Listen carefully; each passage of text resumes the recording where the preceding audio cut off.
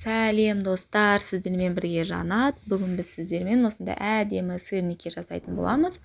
Бұл жасалу жолы өте оңай және тез, ал дәмі өте керемет болып шығады. Видеоның соңына дейін қарап, лайк басып, комментарий жазуды ұмытпаңыздар. Алдымен творогымызға біз жұмыртқамызды салып, әдемілеп араластырамыз. Барлық жұмыртқамыз араласқанша. Мұнда басты қағиданың бірі, біздің творогымыз құрғақ болуы тиіс. Міндетті түрде құрғақ творог алыңыздар.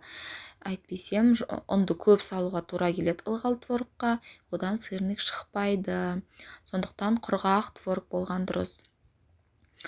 Жұмыртқамызды араластырып болғаннан кейін үстіне қантымызды салып, оны да араластырамыз. Барлығын дәл рецепттегідей жасайтын болсаңыздар, сіздерде өте керемет сырники шығады. Менің ыдысым кішкене болып қалды, сондықтан үлкен ыдысқа ауыстырамын. Сіздер бірден үлкен ыдысқа істеуге тырысыңыздар. Бұл сырникті бір қасиеті еще морозильникке салып, тоңаз мұздатқышқа салып сақтап қойсаңыздар болады. Одан соң ұнымызды саламыз қанттан кейін. Әдемілеп араластырамыз. Бір текті масса болғанға дейін. Барлығы шамамен 5-10 минуттарыңыз ғана кетеді бұл сырниктерді жасауға. Осылай жасап, тоңазытқышқа салып қойып, керек кезде пісіріп жесеңіздер болады.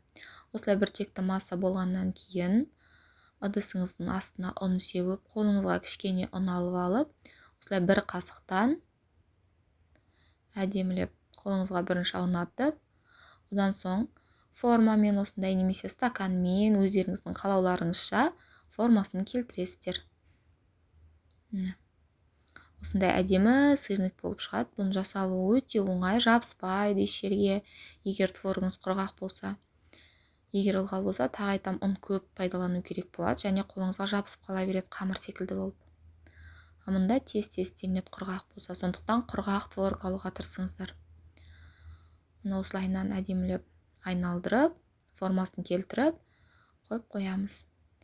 Шамамен менен осы рецептпен 11 сырник шықты.